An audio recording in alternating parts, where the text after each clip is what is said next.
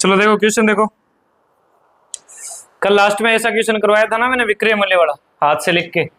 एक व्यापारी वो दो वस्तुएं समान विक्रय मूल्य पर खरीदता है। जब भी विक्रय मूल्य पे खरीदता है तो बट्टा वाला चक्कर नहीं रहेगा। विक्रय मूल्य को आप 100 मानो और जो लाभ हानि उसको क्या करो, गुणा करो। विक्रय मूल्य को हमने क्या मान लिया, 100।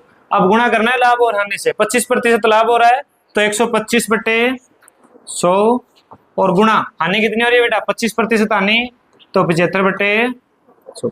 100 से तो 100 कट गया, ये 25 से काटूंगा, 25 दिया 75 और 25 चौका 100, तो कितना हो गया अभी हमारे पास है 125 दिया 375 बटे 4। 4 का भाग दूंगा कितना आएगा, 93 आएगा। 4 नेम 36, कितने बच गए, 1 15 4 दिया 12, 93.3 बच गया के, तो 7 और 2 बच गया 5, 93.75%। ये क्या हुआ है बताओ इसको, हानि हुई है। हानि हुई कितनी है, ये नहीं हुई हानि, घटाना पड़ेगा 100 में से। 100 में से 93.75 घटेगा तो 6.25% बचेगा। ठीक है, 7 पूरा नहीं बचेगा, ये 75 है ना, तो इसका 25 हो जाएगा, 100 का 75 का 25, तो कितनी हानि हुई है 6.25% क्या हुई है अभी हानि हुई है। कब है, जब वो उसी वस्तु को 25% लाभ में और 25% हानि में बेचता है और विक्रय मूल्य पर हमें गणना करनी हो। ठीक है, एक व्यापारी दो वस्तुएं, चलो करो, चलो मैं करवाता हूं। दो वस्तुएं समान विक्रय मूल्य 1320 में बेचता है। देखो 1320 में बेचा और 1320 में बेचा, कितना हो गया टोटल बेटा 2640 में उसने क्या कर दिया, दो वस्तुओं को बेच दिया। ठीक है, इसके बाद पहली वस्तु पर 10% लाभ है और दूसरी वस्तु पर 20% लाभ है। पहली वस्तु पर कितना लाभ है, 10% लाभ है, तो पहली तो क्या हो गई भी 110 हो गई, यानी 110% भी तो कितना है 1320 है, और दूसरी पर कितना लाभ है, यानी दूसरी वस्तु का 120% भी कितना है 1320 है। समझ में आई क्या बात आपको। अब दोनों के परसेंट हम निकाल सकते हैं, बताओ इसका 1% कितना आएगा भाई, 110 कहां जाएगा, 1% लेके आऊंगा तो 1320 के बट्टा में कौन जाएगा 110, 0 से 0 कट गया, 11 कम 11 और 11 दूनी 22, 12 आ गया। ठीक है, यानी पहली वस्तु का 1% कितना है 12, मतलब पहली वस्तु उसने कितने रुपए में खरीदी होगी बेटा, 1200 रुपए में खरीदी है। दूसरी वस्तु के लिए देखो 1320 है, इसके बट्टा में क्या आएगा फिर 120 आएगा, तो कितना आया 11, यानी 100% करूंगा तो दूसरी वस्तु कितने में खरीदी है इसने 1100 में खरीदी है। ठीक है, थोड़ा सा लॉन्ग टाइप क्वेश्चन है ये। तो पहली वस्तु तो कितने में खरीदी 1200 में, दूसरी 1100 में, तो कितने में हो गई, ये सीपी है और ये एसपी है, ये सेलिंग प्राइस है। 11 और 12 कितने हो गए 23, यानी 2300 रुपए में खरीदी है और 2640 में बेची है, तो क्या हुआ है, लाभ हुआ है कहानी हुआ है।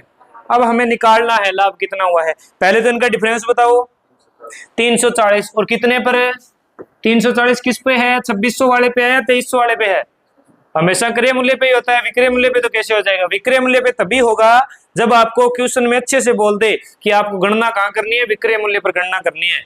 यदि विक्रय मूल्य पर गणना करनी है ऐसा नहीं बोला गया है तो आपको गणना कहाँ करनी है, हमेशा क्रय मूल्य पे ही करनी है। तो नीचे क्या आ गया 2300 और गुणा में क्या लगता है भाई 100 लगता है, प्रतिशत आ जाएगा, 2 0 से 2 0 गया भाई, 23 का भाग करो 23, 23 एकम 23 और कितना हो गया भाई, कितनी बार जाएगा आगे, कितने बच गए 9 बच गए ना, 90, 9 ही बचते हैं इसमें से या 11, 11 बच गए तो 110 हो गए, तो 23 पंजा कितने हो गए 20 5 100 3 5 15 115, तो 23 चौका जाएगा बेटा, 23 चौका कितने बच गए फिर, 23 चौका कितने होते हैं 20 चौक 80, 3 चौके 12, 23 चौके 92 होते हैं, तो कितने बच गए फिर 10 और 8 18 बच गए। ठीक है, तो 18 बच गए तो पॉइंट के बाद 180 हो गया, कितनी बार जाएगा अभी 23 का भाग है, ये जाएगा 7 बार। ठीक है, 7 समथिंग ऐसा आएगा। इतना प्रतिशत क्या हो गया बेटा, इसको क्या हुआ है, इसको इतना प्रतिशत लाभ हुआ या हानि हुई है, लाभ हुआ है, ज्यादा रुपये ना लाभ हुआ है। ठीक है, 23 का डिवाइड था इसलिए थोड़ा कठिन है। अब लॉन्ग टाइप का है, ऐसे ही करना है, ठीक है। ढंग से देख लेना क्वेश्चन को। यदि वहां पर 1320 रुपए नहीं लिखा होता तो बहुत आसान हो जाता क्वेश्चन। कैसे हो जाता फिर, कैसे करते भाई, 100 लिखो, 110 लिखो, 120 लिखो, आंसर आ जाता, ठीक है। लेकिन पैसे दे दिए तो फिर टाइप क्या हो गया, लॉन्ग टाइप हो गया। एक व्यापारी है, वो किसी वस्तु को 20% लाभ में बेचता है। लाभ प्रतिशत की गणना कहाँ करनी है अब की बार, विक्रय मूल्य पर। अब विक्रय मूल्य पे गणना करनी है आपको, ठीक है। आधार पर की जाए तो लाभ का प्रतिशत क्या होगा, मतलब अब की बार बट्टा में कौन आएगा बेटा, विक्रय मूल्य। बस क्वेश्चन में लिखा है ना, तभी बट्टा में विक्रय मूल्य लगाना है, वरना हमेशा क्या लगाना है, क्रय मूल्य लगाना है। तो 20% लाभ है, तो बताओ भी कितने में खरीदा होगा उसने, 100 में उसने खरीदा होगा, और बेचा कितने में है, 120 में। तो डिफरेंस कितना आ गया, 20। और कितने पे, 100 पे, कितने पे, 100 पे, और गुणा में 100, कितने का लाभ हुआ भाई, 20% का लाभ है। अब ऐसा क्यों हुआ बताओ, क्या हुआ, क्रय मूल्य कहां पूछा हुआ है, लाभ ही पूछा है, लाभ ही पहले बता दिया था, वापिस आ गया आंसर। देखो वस्तु को बेचना ही बता दिया हमें, और बेचने का ही लाभ पूछ लिया, पहले क्वेश्चन में बोल दिया था 20% लाभ पे मिलता है, ठीक है। हाँ विक्रय मूल्य पे गणना करनी है ना, ठीक है। ऐसे बोल रहा है क्या तू, तो पूरा बोला कराता, बोल के बस मुंह बंद कर लेता है, विक्रय इतना बोल रहा है? गणना किस पे करनी है, विक्रय मूल्य पे करनी है। तो ऊपर तो आएगा अंतर, नीचे विक्रय मूल्य कितना है बेटा, सेलिंग प्राइस 120 है, आंसर चेंज हो जाएगा। अब आंसर क्या हो जाएगा, चेंज हो जाएगा, वो नहीं काटना था। 200/12, 200/12 कितना आएगा भाई, 3, 4 से काटूंगा तो 50/3, यानी 16 सही 2/3। ये तो सबने रट रखा है, 50/3 मतलब 16 सही 2/3, ठीक है क्या, इज दैट क्लियर। धो दूं, एक व्यापारी ने कोई वस्तु 25% हानि पर बेची है। हानि प्रतिशत की गणना विक्रय मूल्य पे करनी है, बट्टा में तो विक्रय मूल्य आएगा। तो बताओ इसका विक्रय मूल्य कितना होगा बेटा, 75 इसका विक्रय मूल्य होगा, क्योंकि इसे हानि हुई है। और कितनी हानि हुई है, 25 हुई है, और गुणा में 100%, 3 बार, तो क्या हो गया अभी, 33 सही 1/3%। 100 में 3 का भाग दूंगा, 33 सही 1/3%, ठीक है। कर लेना 100 में 3 का भाग। जैसन चश्मा कब ले आया तुम, एक व्यापारी ने कोई वस्तु विक्रय मूल्य के आधार पर 20% लाभ में बेची, बताइए वास्तविक लाभ। अब विक्रय मूल्य नाम जरूर आया है, लेकिन वास्तविक लाभ हमेशा किस पे होगा बेटा, क्रय मूल्य पे होगा, ठीक है। विक्रय मूल्य पे तभी करना है जब क्वेश्चन में अच्छे से लिख दे, क्या लिख दे कि गणना किस पे करो, विक्रय मूल्य पे करो।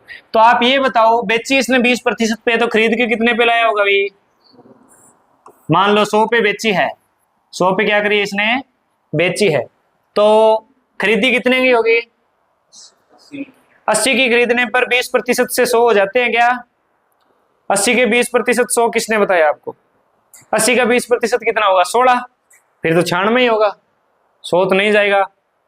तो बेचने को 100 मानू तो खरीदने वाले में दिक्कत आ रही है, खरीदने को 100 मानू तो बेचूंगा कितने में, 120 में बेचूंगा। तो डिफरेंस कितना आया, 20, कितने पे, 100 पर, और कितने का, 100 का, कितना प्रतिशत लाभ हुआ भाई, 20% लाभ है हुआ, ठीक है। वास्तविक लाभ हमेशा किस पे होता है, क्रय मूल्य पे होता है, तो आंसर वही रह जाएगा। यदि विक्रय मूल्य होता तो नीचे कौन लगता भाई, 120 लगता, फिर क्या पड़ता, फर्क पड़ता। 25% हानि में बेचता है, तो डिफरेंस कितना है बताओ, ऊपर 25 का, नीचे 75, वो 20 में आ रहा है, 20 आंसर सब में सेम नहीं आएगा, 25 नहीं आएगा इसका, देख लेना। 100 3 बार गया, 100 में 3 का भाग 2, जैसे अभी बताया, कितना आएगा, 33 सही 1/3%। क्या हुई बेटा, उसको हानि हुई है, वास्तविक हानि, ठीक है। 20 वाले में क्या हो जाता है, 20 आ जाता है, यदि लाभ है तो 80, यदि हानि है तो दिक्कत आ जाएगी, ठीक है। लाभ का उत्तर सेम ही आएगा वास्तविक लाभ में, यदि विक्रय मूल्य दिया हुआ है। अब बात है बढ़त वाली, यानी इतनी बढ़त है वो किसके बराबर है। कभी भी आपको कर्मिक बढ़त या कर्मिक छूट दी जाए या कर्मिक बट्टा दिया जाए, कर्मिक का मतलब लगातार, तो उसको सिर्फ गुणा करते जाना है, ठीक है। सबसे पहले क्या मानो, वस्तु को 100 मानो, 10 का मतलब 110/100, इस 10 का मतलब 110/100 और इस 10 का मतलब 110/100। ये तो गए, ये गए और ये गया, यार नीचे तो क्या आना है 100, ऊपर 11 का 3 बार गुणा हुआ, कितने हो गए बेटा 121 को 11 से गुणा करो, नीचे 10 कैसे बचेंगे बेटा, अच्छा 3 0 गए ना, नीचे 10 बचेगा, ठीक है। 121 को 11 एकम 11, 11 दूनी 22 और 11 एकम 11, 1331, ऊपर क्या हो गया 1331, यानी 133.1%। मतलब बढ़त कितनी हो गई भाई 33%, 33.1 क्या हो गई बढ़त हो गई, कितनी बढ़त हो गई 33 बढ़त हो गई। मतलब ये हो गया कि कोई चीज है वो खरीद के लाया है, उसने 10% लाभ लिया, अगले वाले ने भी 10% लाभ लिया। मानो कहीं से भी 100 रुपए की कोई चीज आई है, ठीक है, अब वहां पे बड़ी दुकान वाला बेच रहा है, वो 10% लाभ कमा के बेच रहा है, फिर जो हमारे गांव में बेचने आएगा वो 10% अपना लाभ कमाएगा, फिर जो दुकान वाला हमें देगा वो अपना 10% लाभ कमाएगा। तो आपके हिसाब से तो 30% लाभ है होना चाहिए। नॉर्मल बच्चा क्या करेगा, कितना परसेंट लाभ कमा लिया तीनों जनों ने, 30% लाभ कमा लिया, लेकिन ऐसा नहीं होता। लाभ कितना हो जाएगा फिर 33.1% लाभ है कमा लेगा। हमें कितनी हानि होगी 33.1% की हानि होगी, ठीक है। कर्मिक है तो उसका गुणा करना पड़ेगा, सीधा जोड़ नहीं कर सकते आप। समझ गए ना बात या नहीं समझे।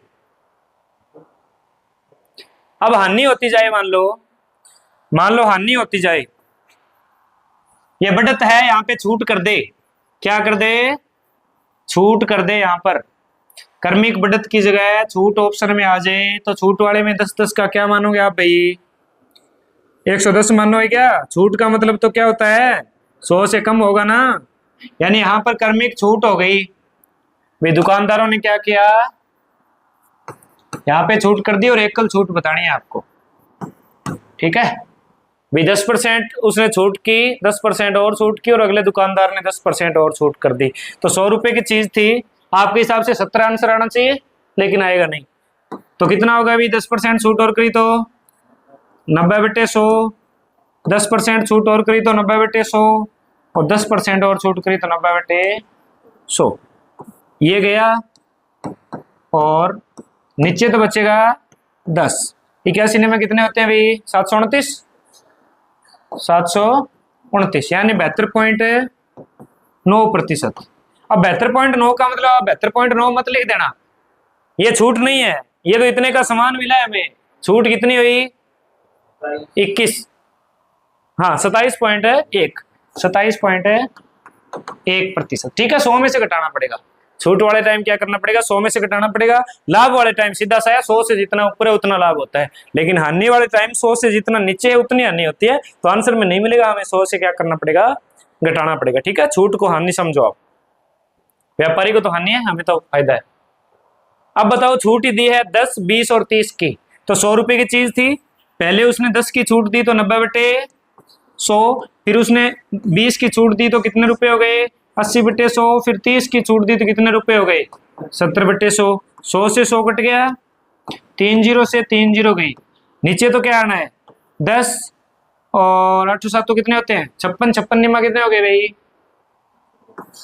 56 निमा 504 हो गए क्या 504, यानी 50.4, ठीक है। ये पॉइंट कैसे लग रहा है रोहित, बात समझ आ रही है ना। नीचे जितने जीरो होते हैं उतने अक्षर छोड़ के पॉइंट लगता है, हाँ कहीं पता ही नहीं चलेगी आई गेट पॉइंट कटूंगा जी।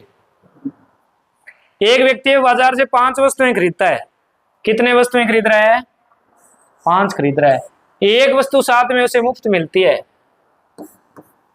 एक वस्तु क्या मिल गई उसे मुफ्त मिल गई, उसे कितनी चीज मिल गई भी 6 मिल गई। बताइए व्यापारी, यहाँ पे व्यापारी नहीं आएगा व्यक्ति आएगा, व्यक्ति को कितनी छूट मिली वस्तु वाली छूट है, कितनी छूट मिली पहले तो आप बताओ। ऊपर तो डिफरेंस आएगा, नीचे 5 और 6 में से कौन आएगा ये बता दो मुझे। उसे छूट 5 वस्तुओं पे मिली है या 6 वस्तुओं पे मिली, बस यही चक्कर नहीं खाना, ठीक है ना, यही चक्कर है नहीं करना है। करे मूल्य मत समझो आप 5 को, घर पे कितनी चीजें लेके आया वो? 6 चीजें लेके आया, तो 6 में उसे छूट मिली है 6। इसमें तो कोई डिफरेंस ही नहीं था, 5 की तो खरीद के ही लाया वो 5, तो इसमें छूट कहाँ हो गई? छूट होती तो फिर 4 पे 5 मिलती या 5 पे 7 मिलती। छूट किस में मिली उसे? 6 में से 1 पर छूट मिली। 6 चीजों में से 1 चीज फ्री आई है। कितनी चीजों में से? 6 चीजों में से 1 चीज फ्री आई है, 5 में से 1 फ्री नहीं आई। बस ये याद रखना है, आप इसको क्रय मूल्य मत मानो। क्रय मूल्य वाले टाइम ये बट्टा में आता है, ठीक है। गुणा 100।